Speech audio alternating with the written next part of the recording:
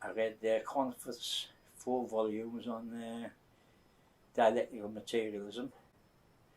So you say dialectical materialism like that, and it's a term that doesn't get inside people's heads. They don't understand what it's all about. It's a bloody shame, because it explains. It's like somebody coming along in the blackout, and instead of just groping around looking for the curb, suddenly it's all light. Yeah, absolutely. All the curtains has been lifted, and you can see the world. It's a new world. Our philosophy is very, very practical, and you would know at the end of the day, at the end of the seminar, that it's extremely important for Marxists not to be weak in philosophy. That the moment you are weak in philosophy, you leave a room for all kinds of superstition and all kinds of wrong ideas to creep into your work. If I can start with a small quotation.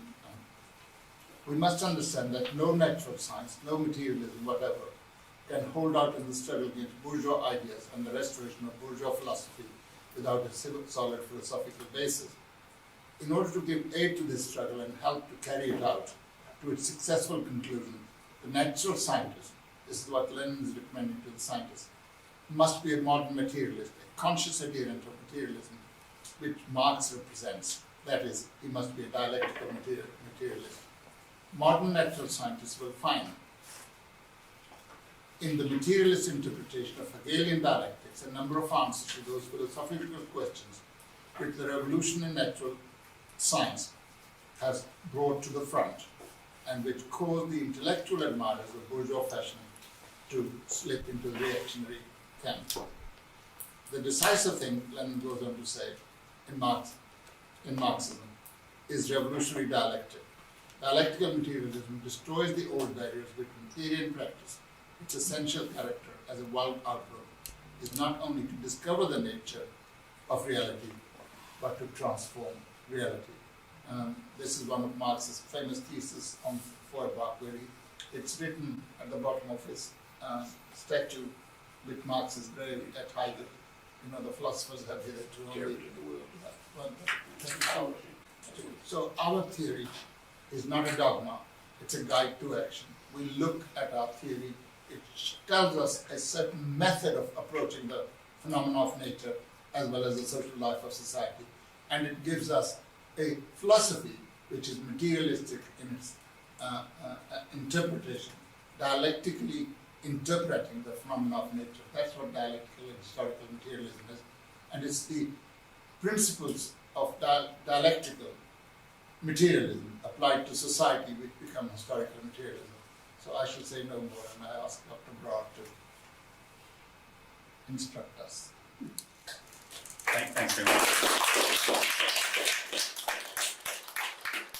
All around the applause is basically just for turning up, so I'm very grateful for that. I see that Paul has come all the way back from Birmingham before I managed to get from Streatham, so I hope comrades will forgive me for the late start and hope that you'll find the session enjoyable and worth waiting for.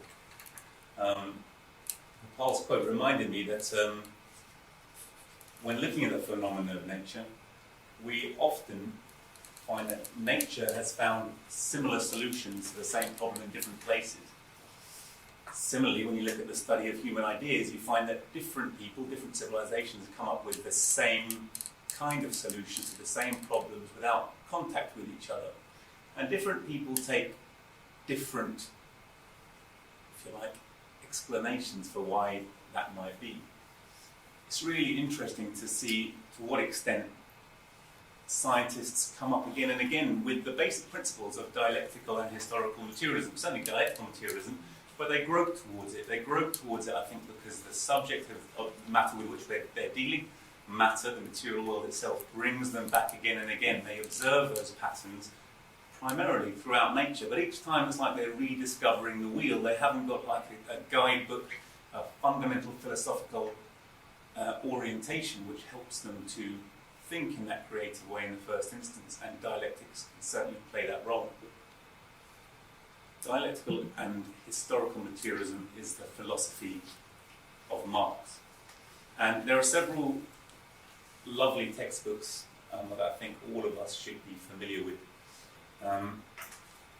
some of them have already mentioned, I'm sure. So Engels' Anti-During, I think, is a book that everyone should read. If you get onto it, then The Dialectics of Nature by Engels, a lot of the things that he discusses in that book are relatively of historic interest only. But if you look at his method, the way he approaches phenomena, the way he solves them, the way he considers them, that is absolutely still relevant today. And that was actually acknowledged by the person who wrote the introduction, who was J.S. Haldane, who was a very esteemed scientist who still recognised, was quite clearly, I didn't realise until I read his introduction, a Marxist, and had profound respect for the works of Marx and Engels, and it's worth looking at. I do think that this text that I'm going to refer to, and I'm going to stick really to the structure of this text, is the starting point, if you like. Is that next door? Yeah. Is the starting point, really. Stalin's Dialectical and Historical Materialism was not the first, but one of the first books that I read which understood and explained dialectics to us beautifully. Like many of Stalin's works, it's beautifully written, simply written, and explains and grapples with complex ideas in a way that's very readily understandable. And I'm going to stick a little bit to his structure presentation, though hopefully provide you some relatively contemporary, some simple, some more complex illustrations. Reading what Stalin wrote, Marxism is dialectical in its approach. It's a method of studying natural phenomena, while its interpretation of those phenomena, its theory, is materialistic. So these are two components, and we'll see what that means. Historical materialism is the extension of the principle of dialectics to the study of social life, an application of the principles of dialectical materialism to the phenomena of life and society, and to the study of society and its history. We'll have to inevitably touch on the two components. I'd like to deal with materialism first. Materialism, I think, is intuitive to most people. When you look at the world, when you look around you, there's no real question. Your interaction with the material world around you leads you to know and believe that those things are real. You can touch them, you can feel them, they're solid. I think working people have a huge difficulty with this, other than the fact that they're surrounded with philosophy and ideas of idealism, of religion, and as we can see, for concrete reasons. But materialism holds that all systems, all systems of knowledge can be divided into these two great camps of either materialism or of idealism. And materialism holds that matter is prime, that it's real. The idealist notion that I think, therefore I am, is one that we will constantly come up against in society. It's kind of given around as a truism. No one really examines what it means, but it means that only that which is conscious, which thinks, which is real. It means that the idea is the generator of all around it. And it's a bizarre idea, okay? Cognito ergo sum. It's this idea that gives rise to the principle that if a tree falls down in a wood and there's no one there to hear it, does it make a noise? Yeah, it makes noise. It's very simple. It generates sound waves. Now the question then is, are that sound wave, is that the objective of, is that an objective reality, a sound wave passing through a material atmosphere that can stimulate an eardrum? And there's a process of sensory transduction that occurs in a sensory being, like a human being or a dog, whereby that sound wave impinges upon an eardrum. The eardrum then has a middle ear mechanism which transmits it into a nervous impulse. A nervous impulse goes to the brain. The brain recognises this as a sound, and through the experience of knowing the material world, we put that together with, that's a tree falling down. Now, that whole process of looking at conscious thought confused the hell out of philosophers for a long time. And they couldn't, consciously say, well, those are real material phenomena which are reflected in the brain, and in fact it's the brain which is a high arrangement and form of matter which thinks. So that's the fundamental difference of these two ideological standpoints between materialism and idealism. But it's amazing how many tomes have been written about that relatively simple process. And you would imagine that with the discovery of science that is clearly applicable and understandable, that these misunderstandings would be retreats to the periphery of knowledge, and to an extent, for practical purposes they do. but philosophically they're always dragged up again and again, and we'll see there are real reasons why that happens. Materialism holds that the world, the universe, all phenomena are real. They're knowable, they have a history, we can see them, that time is real. You know, that phenomena have history, all phenomena have a beginning, coming into being, a life, and an end, passing out of being. And you can see that from the microcosm to the macrocosm. And this applies to thought itself, including human consciousness. So we say this is a material phenomenon and cannot be separated from matter that thinks. Okay, intelligent systems, which principally, when we think about it, is neural networks, and as far as human beings are concerned, the brain. And you would imagine, again, as neuroanatomy, neuroradiology become more and more complex, that this would be uncontested, but it's not the case. So we're going to move on very briefly to talk about the dialectical method. Marx, writing about his own dialectics, describes it as different from Hegel. So Hegel came up with the system of dialectics, and it's basically a system of motion, if you like, of observing phenomena which happen in all things that move, and therefore that can be seen in many, many different systems throughout nature, from small to the large. And this is what Marx himself says about his dialectics.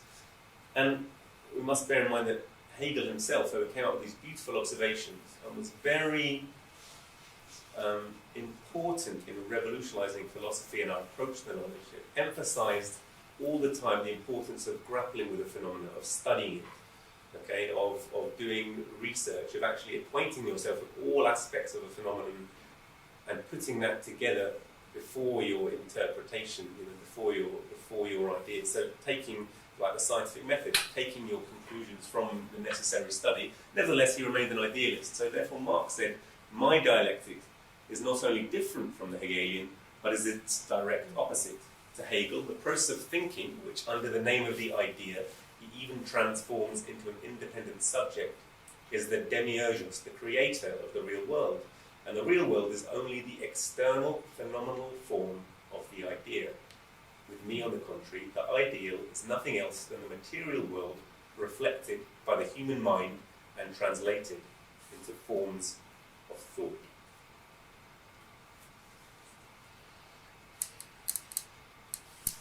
We've touched on this already, that idealism regards phenomena to be composed of complexes of sensations, so that sensations become the creator of the external world rather than their reflection. And ultimately, the logical conclusion of that ideological mode of thought is one of two things. Either you say that God is the originator, there's some supreme alternative consciousness which creates everything in its own image, as obviously Christianity and the great schools of religion do, but also some branches of philosophy. Or you end up with just the self. Nothing is knowable outside myself. My thought, in fact, is the creator of all. All of you are just a figment of my imagination, and you get into an extreme, what's known as philosophically solipsism. So literally, none of you exist. From that point of view, not only is any action justifiable, it's kind of a figment of my imagination, whether I murder you or make love to you, whatever I decide to do. There's no moral framework other than that which I physically impose upon the world. It's an incredibly individualistic outlook. But also, the complexity of the system, things that are unknown and then come into being, history. None of this is explainable. It's all alien or outside the realms of what is knowable and explainable. And between these two, between idealism and materialism, there are those who kind of subscribe to parts of both and call themselves agnosticism. And really, they're basically, to me, an idealist camp. If you're not a thorough materialist or a thorough idealist, you can't have a monist view of history. Okay, so you can't have a whole unified theory. Idealists may be wrong, but at least their theories internally makes some kind of sense. Whereas if you have a bit of yourself says there's spirit and a bit of you there's body, there's no way of finding any place where the two can interact. There are no forces that they have in common. And so, where exactly do you relegate God or the spirits to? Where do you find spirits inside the brain? And yet you find scientists and doctors who think this, that they're doing their best for the physical, and the spirit resides somewhere outside it. And with each advance in knowledge, they kind of relegate it further and further to the background. But it's always there because actually it plays a very important social role, as we'll see. So, this is what Bishop Berkeley thought. So he said, Bishop Berkeley was a 18th century very prominent idealist. Whatever power I may have over my own thoughts, I find the ideas actually perceived by sense have not a like dependence on my will. When in broad daylight I open my eyes, it's not my power to choose whether I shall see or not, to determine what particular objects shall present themselves to my view, and so likewise as to the hearing and other senses, the ideas imprinted on them are not creatures of my will, but they're not real. So therefore, there is some other will or spirit that produces them, and this is the logic by which he says, therefore, everything is basically created by God, according to his great idea, according to his great pattern.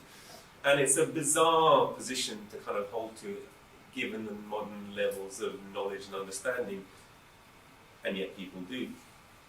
You would imagine that as the brain is well understood, there used to be quite ancient experiments, quite old experiments, almost a kind of fair side attractions. People would go from village to village and they would like cut, quite barbaric it seems, they'd cut parts of a pig's brain or parts of its spinal cord, and see they'd become paralysed or couldn't do certain things anymore, couldn't speak. And this is, if you like, a very early form of neuroanatomical experiment. But it shows you that those things, those higher functions that we imagine are God-given or outside of this world, are so important to us because our sense of self, our ability to plan, our ability to look around, is everything we consider to be human. You can see where historically you thought this is separate from the world outside somehow. Look, I can look down from the outside.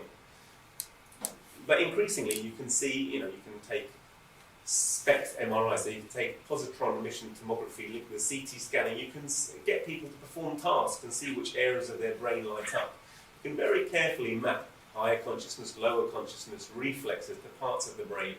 And, for example, on this slide is highlighted Broca's areas and Wernicke's area, which were some of the very old areas associated with speech. And it was realised that there was a whole book written, a very funny book, a neurological book. And yet a medical textbook also, it's called The Man Who Thought His Wife Was His Hat. And it's a collection of bizarre instances. So, for example, there's a guy who was a miner who was tamping his explosive in, and his one of his kicks was driven by an explosive which went up through the roof of his mouth, through his head. They think that would be a fatal injury. It didn't die, but it cut a tract in his brain, and he couldn't, and it just affected his frontal lobe, and he literally couldn't, whenever he talked or thought about his wife, he imagined it was his hat. So these kind of bizarre, so very, almost selective, discriminatory pathways that exist that help us to recognise the difference between things. Even animate, inanimate objects, can be cut, can be destroyed, and that part of the brain is gone. And although the brain's plastic and it can change and recover its function, all of these, if you like, this huge accumulated wealth of human experience has led us to realise that the brain is a material living organ, which is has a very complex arrangement of matter, which is able, therefore, and we'll see quantity transformed into quality we haven't come across, but it has transformed its function from the simple to the complex and is able to think and plan, and has been to a great extent responsible for man's success as a species and for some of the things we're able to achieve. And Lenin said in Materialism and Imperial Criticism regarding the, if you like, an idealist philosopher, but also it can be applied to all, not just Mach and Avenarius, who he was specifically refuting their ideas because they were causing problems at the time in the working class movement. He said, sensation then exists without substance. That's the ideas of the idealists. I.e., thought exists without brain. And he says, are there really philosophers capable of defending this brainless philosophy? I love the pun on brain. Yeah, I love that as well. So I'm going to leave our discussion of ideas. Ella's made a lovely presentation in the past on philosophy, and I don't want to go too much into the history of all the different schools of the philosophers, but rather to stick with dialectical and historical materialism. So I'm going to go on and now outline, if you like, some interesting aspects of dialectics. So basically, the framework and a few examples. So dialectics is a system of understanding of knowledge, coming from the word dialego, which is a Greek word meaning to discuss, to debate.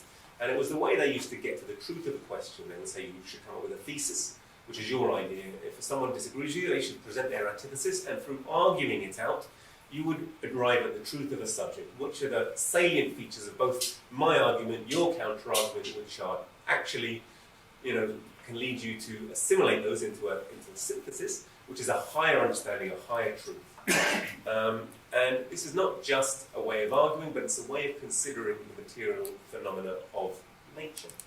So, more than that, dialectics describes a set of patterns observed in all phenomena, and I think the reason they're observed in all phenomena, the reason they can truly be considered to be universal, is precisely because of the truth of materialism, and that they're common to all, because actually all these systems, more or less complex, from the way an atom works, to the way a star is formed, to the way human society works, they're all more or less complex systems of matter in motion.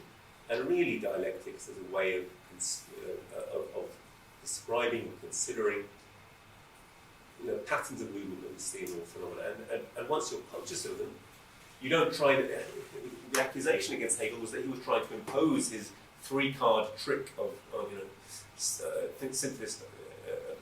thesis, synthesis, and diathesis, or quantity being transformed into quality onto the material world. But he always emphasised, no, you study a phenomenon, you grapple with it, but what you see it repeated and again, time and again, precisely because it's a real material phenomenon. So Marx's dialectics holds that all things are interconnected, all things undergo continuous change, renewal, and development, and that quantity is transformed into quality.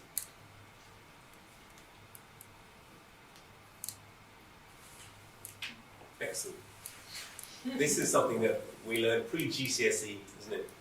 A cycle, the water cycle, circulation in the body. There's so many examples throughout nature. Let's just stick to a few.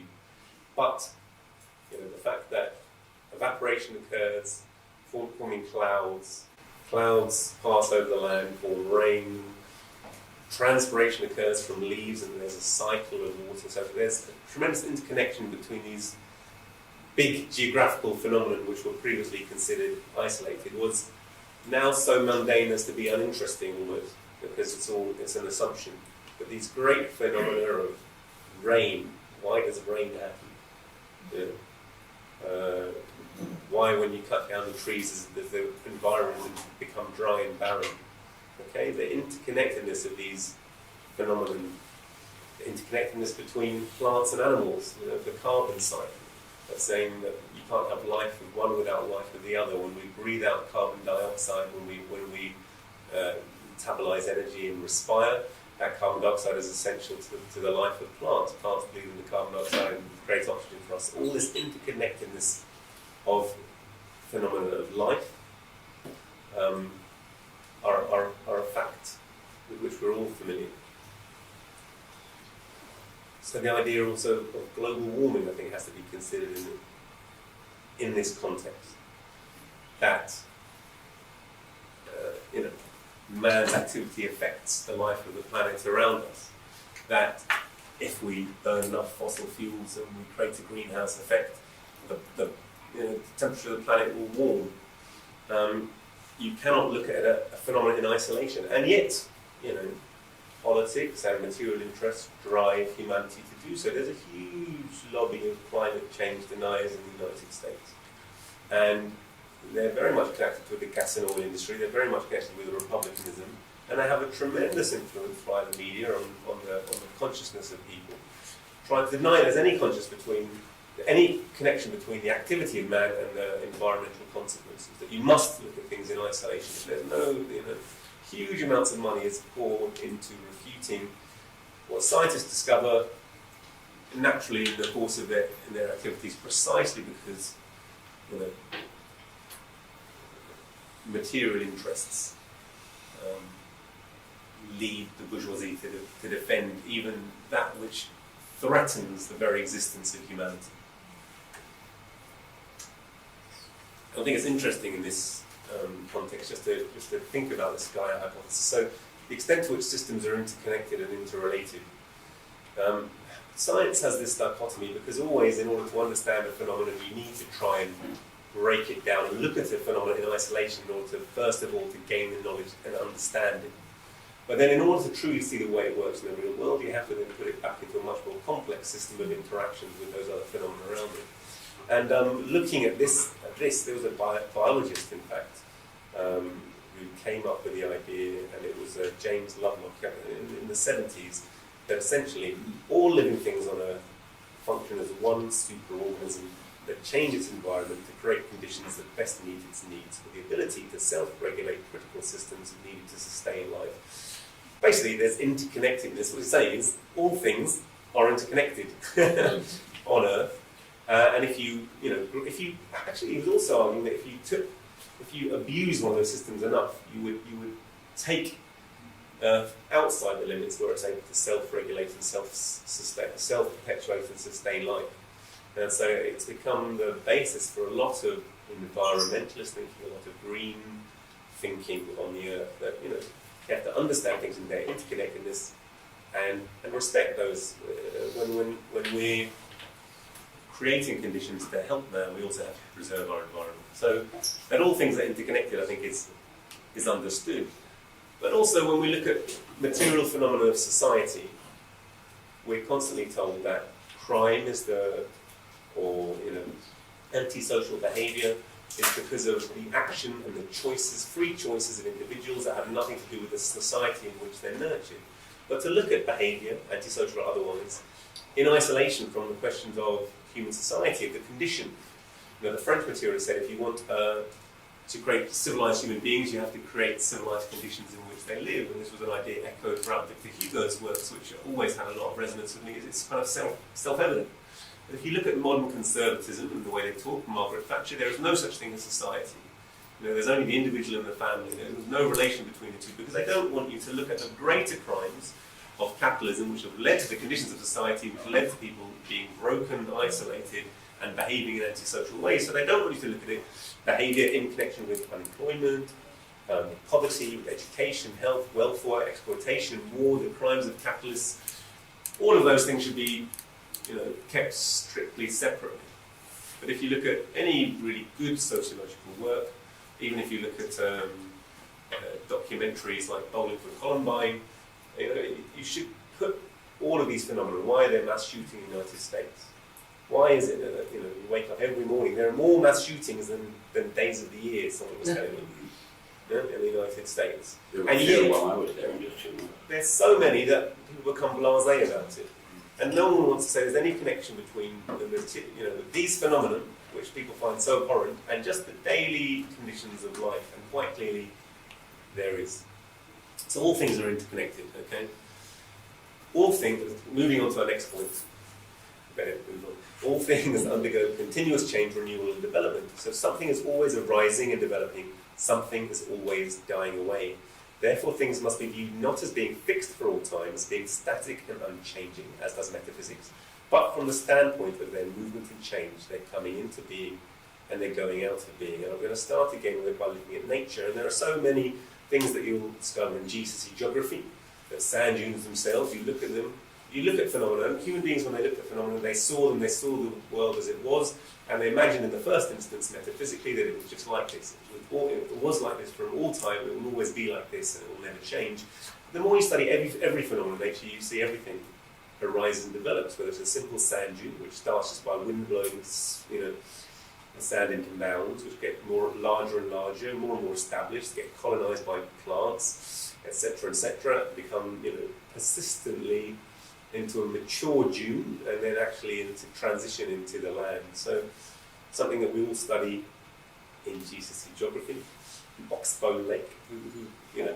If you see a lake, you think it's just a lake, but actually a river itself, the course of a river is not fixed and static; it changes constantly, and at periods of, if you like, high flow, there's greatest attrition, and therefore, around the meandering parts, where you can see so this highest speed of the current is on the outside, and gradually it erodes the bank here, and the low points here deposits material. So the course of the river gradually changes.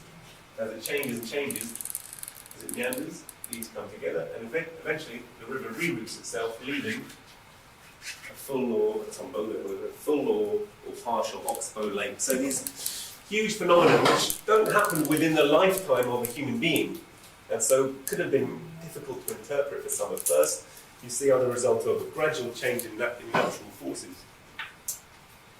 What could be more static, you imagine, than the ground underneath our feet? What could be more solid? But in fact, even that, after a great number of debates in the 18th and 19th century, was finally understood to be absolutely fluid, to be shifting as the skin shifts on the top of custard when you boil it. So that's exactly what our Earth is like. It started out as a fiery agglomeration of rock, which is cooled on the surface, and still, though it's relatively thick, it's only a few kilometres thick, and below that is magma. My son loves the idea of volcanoes. But this was this. Say again? Gas. Gas falls into a liquid. It's been liquid for a while. It's not gas now, but magma is definitely liquid. Yeah. Yeah, no, I mean, the Earth recently was gas. Yeah, Big Bang. But I'm not going back. I'm not going back quite that far. But no, absolutely, it was. The Big Bang is too complex for me to understand, not anyone to understand. So we'll stick to the phenomena that are observed. And I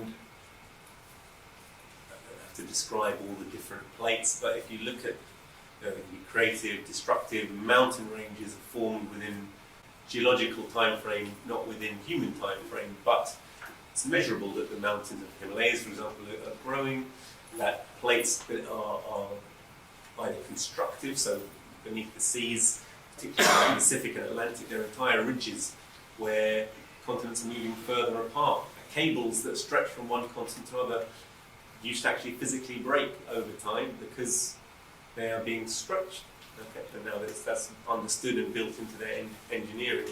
But there are great underwater cables that go between the continents. So the entire Earth, which looks solid, is in fact fluid. It's undergoing continual change, renewal, and development, with all the consequences, whether that's tsunamis, whether that's earthquakes, whether that's volcanoes, whether that's hot springs, that brings in our geographical environment. And going all the way up to stars, and I'm not an astronomer, I don't claim to be, but stars themselves are born, agglomeration of matter coming into being, forming of stars, go through their lifespan as stars or suns, and then explode or implode depending on their size. So they come into being and then pass out of being. And of course, as unconstant and unchanging as the stars is an expression which is handed down from generation to generation, precisely because our ancestors have looked up at the sky and they see it and it seems to be fixed, and it's you can navigate around the Earth by it. It's been such an important constant in our life, despite the fact that they rotate and that pattern was observed.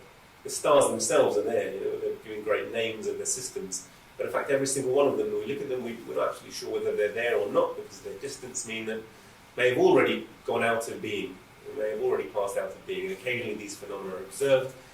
But this is something that's not disputed by science, and yet a metaphysical approach to things, looking at things as being relatively static and fixed, persists particularly in the sphere of social life, despite our experience.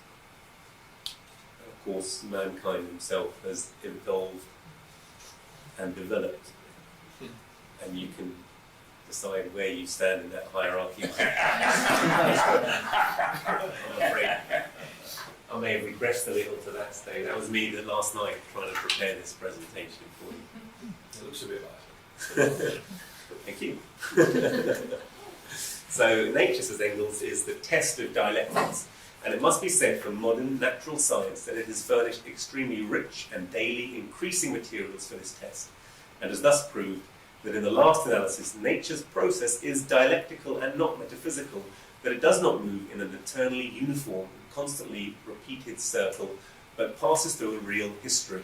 Here, prime mention should be made of Darwin, who dealt a severe blow to the metaphysical conception of nature by proving that the organic world of today, plants and animals, and consequently man too, is all a product of a process of development that has been in progress for hundreds of thousands and millions of years. And again, something that you would imagine wouldn't be hotly contested, and yet it is. Darwin went through his 200th anniversary of his birth. There was enormous fanfare about it. There was a daily news about his databases, about his ideas. TV presenters going to the Galapagos to look at where the finches were, talk about adaptive radiation and how they evolved. But all of it is very much restricted to the sphere of biology. So except that happens within biology, none of it is very carefully presented in a way not to challenge the idea of God, not to have any idea that society itself can be fluid or static or dynamic or changing or evolving. And equally, they don't concentrate on the manner, on the pattern of development, just that it happened and we're sure it happened, and wow, isn't it a great idea? Not that change gradually accumulates, not that forces act against each other, and then conflict generates movement and progress, and certainly not the idea that gradually accumulated forces these sudden jumps and changes of state. And we'll come to that. The very crucial ideas which are concealed even when we look at the work of these genius roots. So we're going to come now to this idea that quantity is transformed into quality. What does it mean?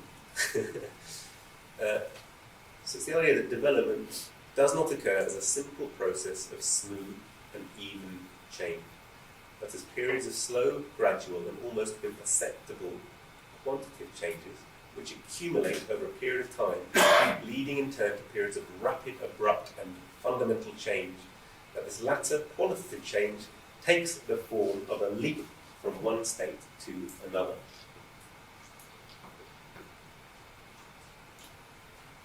I'm praying. When a solid gets warm enough, it melts. To explain what's happening, imagine you can see how the particles in a solid are arranged. They're in a fixed framework, vibrating but not straying far from their main position. When energy is supplied, the particles vibrate more violently and become free to move. The solid changes into a liquid.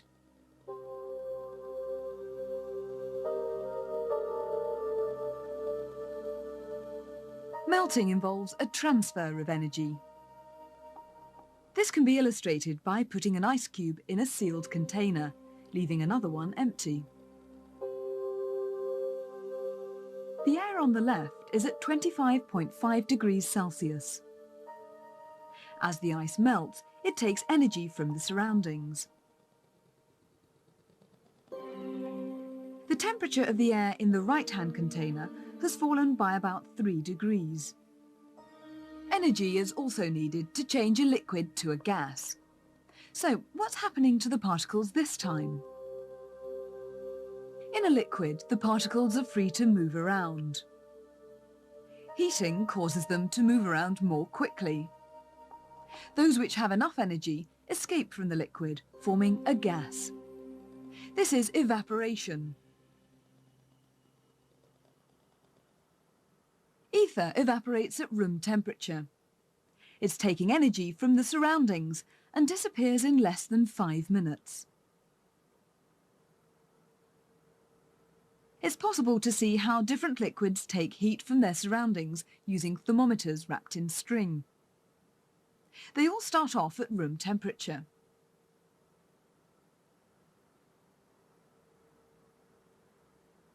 The string absorbs the liquids. Number 1 on the left is a control. Number 2 is dipped into water, 3 into ethanol, and 4 into ether. As soon as the string leaves the liquid, evaporation gets underway.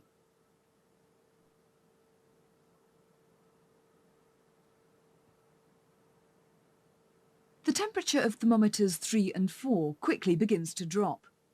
As the liquids evaporate, they're taking energy from the string, the air, and even the bulb of the thermometer. So, which has taken most energy from its surroundings? Liquid 2, 3 or 4? Anyone? Will this be on the test? 7. 4. 4 is the right answer. I think we can end the presentation of this particular video there. That's probably enough. The main point of that is to say that we are familiar with these very basic concepts of the world composed of matter. That the different states, solid, liquid, gas, are the same matter, created in different energy states. That you gradually, so you take ice and gradually give it more energy. And ice is fixed, and the molecules are fixed by hydrogen bonding into a fixed pattern. And they're just sitting there. All matter is in motion, and it just vibrates. It has vibrational energy, but it stays around the same mean point. As you heat it, it gets more and more vibrational energy to the point when you break its hydrogen bonding and the molecules are free to wander over each other. And you get the different properties from ice, which is solid and sits there as a lump, to freely conformable liquid, which will take the shape of any container it's put in, but still relatively close together. And it has vibrational as well as translational and rotational energy, so the molecules can slip over each other and they can spin around and they can vibrate as well. And then you keep on heating it, and all I'm doing is adding, so quantitative changes in its energy state, gradually heating, and in fact, water will expand gradually. It'll get to the molecules get slightly further away from each other, but they still adhere to each other. They have van der Waals forces which attract to each other, and they stay as a liquid. They stay having the same basic properties until you get to a point, again, which is the latent heat of evaporation, or the boiling point, whatever you want to call it, when they have so much energy they overcome the bonded forces that are holding them together, and they literally fly apart. And at that point there's a rapid and sudden change from one state to another. So it's just quantitative increases in their energy state and their temperature, which lead to a qualitative, a total rearrangement of the entire way the system's rearranged. And that again is a phenomenon. So quantity transforms into quality. So it's an idea that everyone's familiar with, and yet when you go and say this to any GCSE, A-level, even scientists, they will say, what are you talking about? They've never thought about the phenomenon in that way. They've never think that it's something that's reproducible that they're going to see in other places. But it's an absolutely general phenomenon of nature. Chemistry, said Engels, may be called the science of qualitative changes which take place in bodies as the effect of quantitative changes in their composition. And to illustrate the point, he used ozone. He said you take oxygen, a single molecule, put them together, you get oxygen with all the properties we know. We use it to breathe, it supports combustion. But ozone, apart from the problems it causes of irritation, and we know low-level ozone occurring, at a high level it has totally different absorptive properties. It protects us from the ultraviolet, but it's also much more reactive and it has totally different physicochemical properties. Okay, and this was a relatively new discovery at Engels' time. But if you look at the entire periodic table, okay, so Mendeleev's periodic table itself is an absolute indication of quantity transforming into quality. What's the difference between hydrogen and helium? Everything. There's no relation between the two, except that each has, each actual material element has a simple addition of a proton and a corresponding electron, with various numbers of neutrons, which kind of increase in a slightly less even way. The addition of a single proton, electron, hydrogen, and one more helium, one more lithium, beryllium, boron, carbon, nitrogen, oxygen, all fundamentally different bodies which interact in absolutely different ways with each other. So they have different numbers of electrons in their orbitals as a result of that. They behave in different ways, they have different weights, they have different masses, some are gas, some are metal, some are radioactive, some are not. Okay, they have different abilities to form bonds and therefore they form different chemicals. Absolutely different subjects, qualitatively different, arising from a simple quantitative addition of one more proton or one more electron, one more proton or one more electron. Can you find a more startling illustration that all matter, in fact, can be categorized into these elemental forms where quantity is transformed into quality? And yet, every schoolboy learns the periodic, or that schoolgirl learns the periodic table. none of you will have never heard of it. Whether it's by reference to Primo Levi's beautiful book, The Periodic Table, which is in entire relevance, or whether it's by actual learning it in school. And yet, how many of you will have learned it? This is an example of quantity transformed into quality. I almost guarantee that none of you will have done. And so when you come to this philosophy, when you come to looking at the world through these ideas, it takes a certain amount of retraining. You have to look at those phenomena again, and you have to take some time to reconcile what you've learned about science. You can be a scientist, you can have a PhD in science, and yet these ideas can seem at first new, different, alien. I remember when I first learned about them, I wanted to challenge them. I was studying chemistry at university. I thought, no, that's rubbish. That doesn't happen. We don't learn that. And only by, you have to have careful thought, studying the ideas and then studying material reality and actually seeing their increased applicability and generalizability. And they're tremendously powerful ideas. If you look at the evolutionary record, I have Jehovah's Witnesses.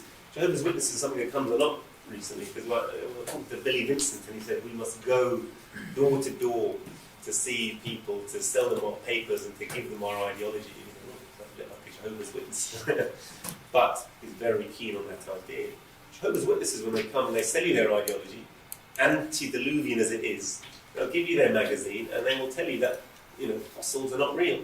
The fossil record is not real. It's something that God has put there on earth to test your faith. Have you ever heard that idea? Has anyone ever heard it? They will tell you that. And then God succeeded. And then they will point out that but otherwise there would be this whole transition of fossil forms. In fact, there's loads missing. It's all random. And modern evolutionary theory has also come up with the idea of punctuated equilibrium. And they basically say it's not just a gradual, slow transition, but what happens is there's a gradual build-up of genetic changes in response to environmental stimulation, which accumulates and leads to a sudden quantitative leap. Actually, there's a very rapid transition from one species to another after a long period of adaptive pressure from the environment and accumulated very, very slight advantages from different genetics. Suddenly leads to big changes in the appearance of species and, indeed, development of new species. So again, still there was even when you had new species, there was a reaction between species.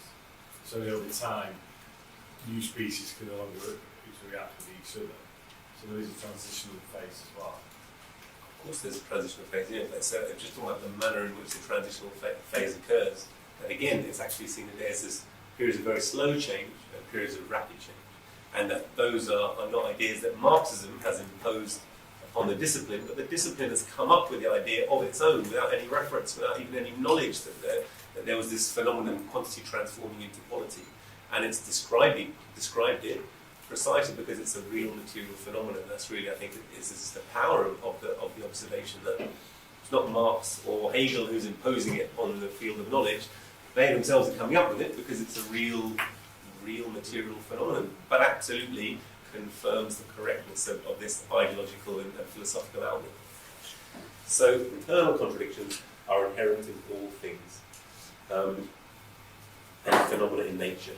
They all have their negative and positive sides, a past and a future, something developing and something dying away. And that this struggle between opposite tendencies is an internal driving force behind the process of development. Development is the struggle of opposites, to quote Lenin again in Empirical Criticism. And I think we all know that atoms themselves are held together by a mixture of neutral, positive and negative forces, that the idea of splitting the atom and releasing these tremendous latent forces has been the basis of the nuclear desire for nuclear energy, nuclear weapons.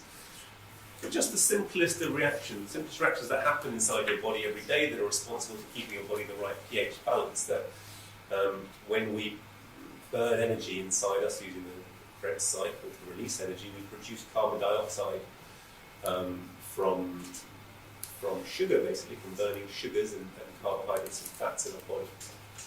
Carbon dioxide combined with water to form a weak acid, carbonic acid. Then in the lungs, it's possible to then dissociate carbonic acid and exhale carbon dioxide. And this ability to transform fraction backwards and forwards is absolutely key for life. But the bottom line is, whatever state, whatever temperature, pressure, and pH under which you hold this reaction, there's a balance. You can reach a certain amount of substrate, a certain amount of product. But there's a balance. There's be a constant change of both a forward reaction happening and a backward reaction happening that leads to a constant stage. So even in what seems like a static system, there's constant dynamic motion. Even a body at rest is in turmoil. I'd like to look at this as well. So for a reaction to happen, this is the same reaction, there's a certain energy of activation to force the carbon dioxide and water together to form its products. And yet, once you achieve those products, a new state, given a certain physical set of properties, temperature, pressure, environment, you reach a lower energetic state. But nevertheless, there's an energy, a certain level of excitation that's necessary before you kick off the reaction in order to reach a more stable state. I think there are clear societal parallels for that as well, we don't have to go in right now. But that energy of activation can also be changed and modulated in the presence of a catalyst in the chemical system. It can mean you need a much lower energy of activation in order to achieve your final rearrangement. And it's quite clear to me that that is the role of Marxism, the role of ideology, the role of the Communist Party in terms of society, in order to reach a more final and more stable societal state. Our role is to keep the necessary excitation, but also to lower the overall amount of chaos necessary to rearrange and reach a better society. Looking at that again, so this is another scientific expression of the same basic idea that there's a reaction from A going to B, at the same time there's a reaction from B going to A. So when the reaction starts off A to B, there's once the two reactions going forward and backwards reach an equilibrium, they seem to achieve a relatively stable state. So there's an equal rate of two opposite forces. So even a body which seems to be at rest, a system which seems to be not in motion, is a complex of opposing and antagonistic forces, action in equal and opposite directions.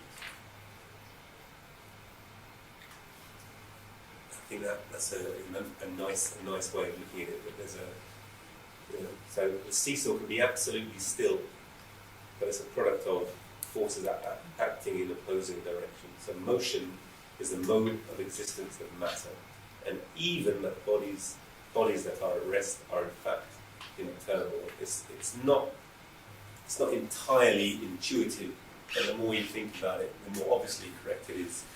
And just to take that to the kind of final logical conclusion, Marx in Poverty of Philosophy has a lovely quote where he's talking about the erroneous economic theory of the anarchists.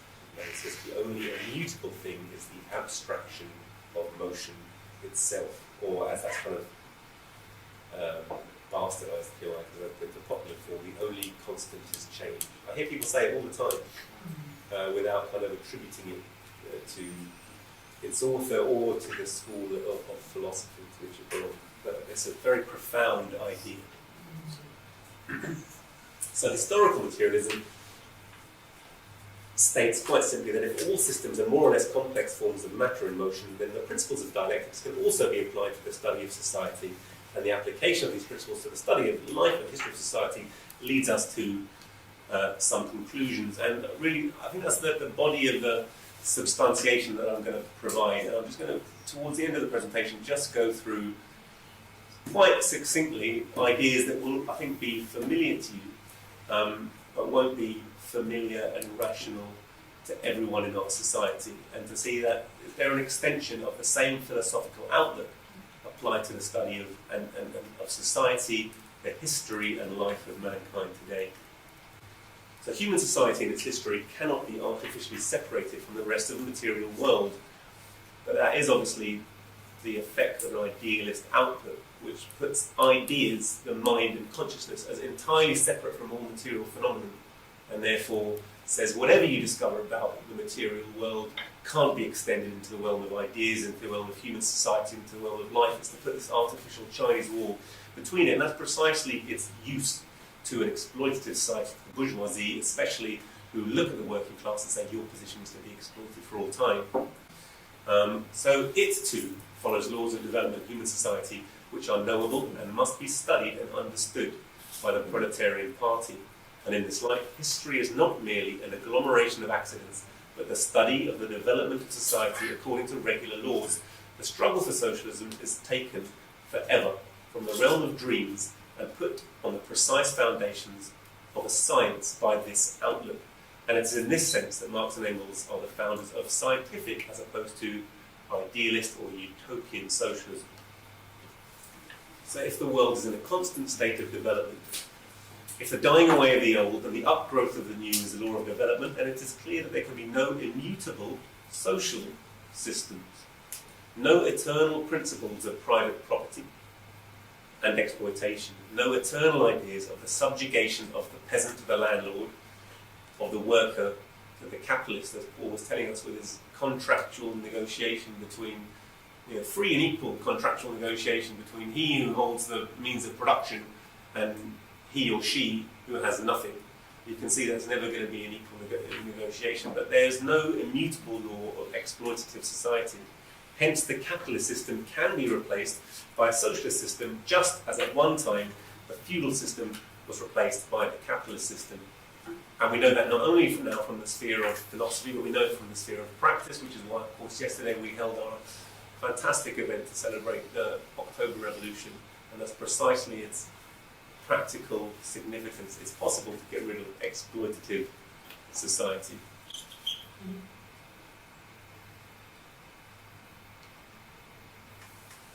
Despite their currently subordinate position in society, the working class is the element of society that is developing, increasing in number and increasing in strength. Now that was a particularly important point to work out in Tsarist Russia, because it was overwhelmingly peasant-based. But the working class is the modern class of society, the proletariat, the populace, the most revolutionary element. So it's precisely a study of society, human society, in the light of dialectical materialist outlook that would have enabled Marx to reach that conclusion at a time when the proletariat are by no means the majority of the population of the world or of Europe. Lenin and the Bolsheviks reached that conclusion. The Chinese also reached that conclusion, despite the fact they were overwhelmingly peasant. They based their ideology on a working class ideology, and any successful revolutionary system has a firm alliance with all the exploited masses, but nevertheless the working class is the most revolutionary element, have to be leading the way, and they also represent the future of humanity.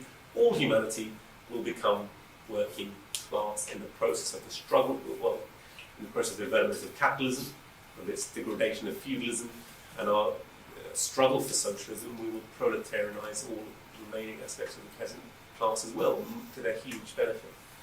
So again, an important societal conclusion coming from a dialectical materialist analysis of society. Further, if development proceeds through the disclosure of internal contradictions by way of collisions between opposite forces on the basis of those contradictions, then it is clear that the class struggle of the proletariat is a quite natural and inevitable phenomenon. Hence, we shouldn't try and cover up the contradictions in the capitalist system, but disclose and unravel them. We must not try to check the class struggle, but carry it to its conclusion. We shouldn't be looking for third ways of compromising between the workers and the bourgeoisie, of the Blairite model or the social democratic model, which really all amount simply to the perpetuation of capitalism, of exploitative society. But if we want to bring workers to power, we realise actually the way in which it's happening is through the class struggle. It's through the contradiction between workers and capitalists, and the job, in fact, is to point the way forward once you've realised workers need to become the ruling class, but in fact to carry that class struggle to its logical conclusion, which is precisely take it to a revolutionary conflagration, a remodelling of society on a higher or more stable form.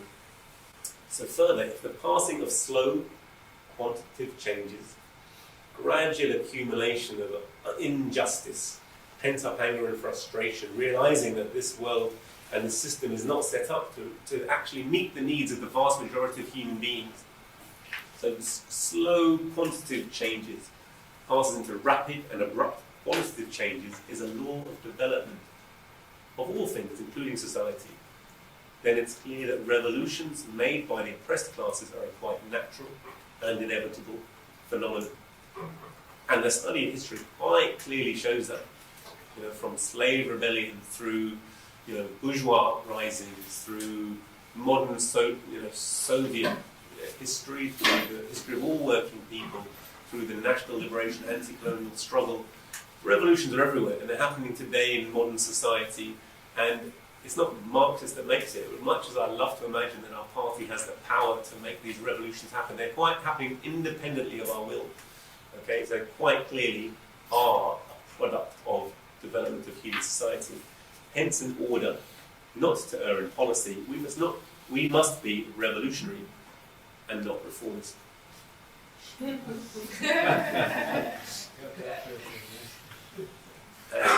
can draw your own conclusions. Our being determines how we think. It's a very difficult idea for a lot of people to come to terms with.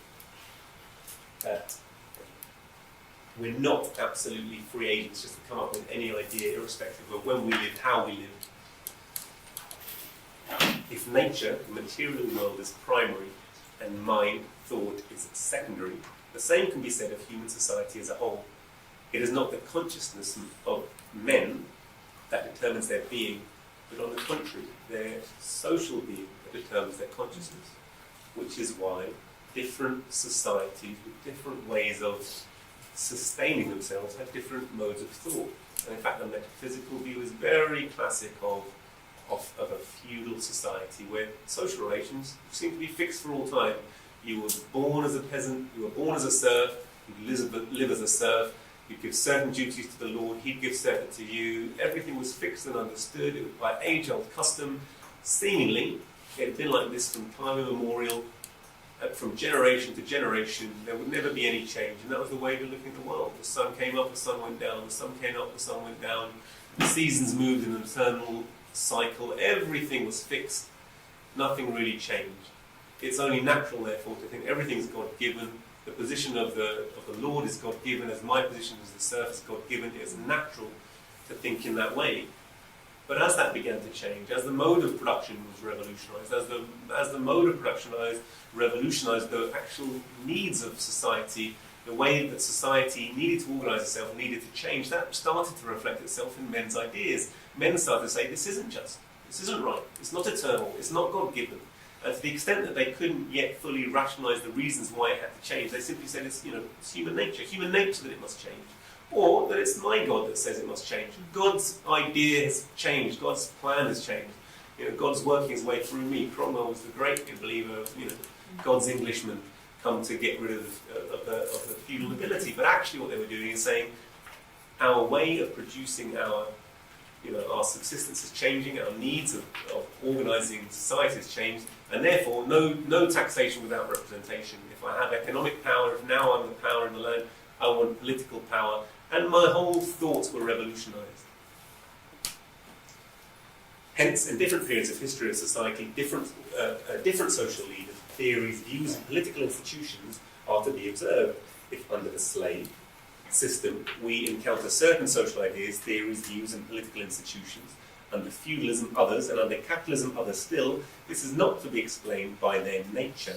The properties of the ideas, theories, views, and political institutions themselves, but by the different conditions of the material life of society at different periods of social development. Having developed productive forces to a tremendous extent, capitalism has become enmeshed in contradictions which it is unable to solve. By producing larger and larger quantities of commodities, reducing their prices, capitalism intensifies competition, ruins the mass of small and medium private owners, converts them into proletarians, and reduces their purchasing power, with the result that it becomes impossible to dispose of the commodities produced. On the other hand, by expanding production and concentrating millions of workers in huge mills and factories, capitalism, in China increasingly, capitalism lends the process of production a social character and thus undermines its own foundation. Inasmuch as the social character of the process of production demands the social ownership of the means of production, yet the means of production remain private capitalist property, which is incompatible with the social character of the process of production. These irreconcilable contradictions between the character of the productive forces and the relations of production make themselves felt in periodical crises of overproduction. And it will not have escaped your notice that we are passing through the mother of all crises of production, comparable to the 30s, which with all the consequences that it led to the drive to, the Second World War and all that we witnessed since. Make themselves felt in periodical crises of overproduction when the capitalists, finding no effective demand for their goods, owing to the ruin of the mass of the population, which they themselves have brought about, are compelled to burn products, destroy manufactured goods, suspend production, and destroy productive forces at a time when millions of people are forced to suffer unemployment and starvation, not because there are not enough goods, but because there is an overproduction of goods. Society is hurled into barbarism precisely because there's too much civilization. This means that capitalist relations have ceased to correspond to the state of productive forces of society and have come into irreconcilable contradiction with them. This means that capitalism is pregnant with revolution, whose mission is to replace the existing capitalist ownership of the means of production by socialist ownership. This means that the main feature of the capitalist system is a most acute class struggle between the exploiter and the exploited. Thank you for listening.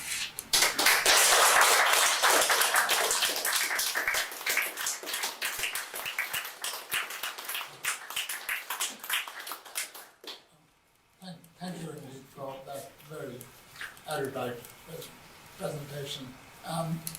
Engels once remarked about the revolutionary potentialities and the slow-moving nature of these potentialities of the English working class by saying the English working class will be the last to arrive, but when it does arrive, its contribution shall be weighty. Dr. Brown was Dr. Brown was late in arriving, but when he did arrive, his contribution was weighty. I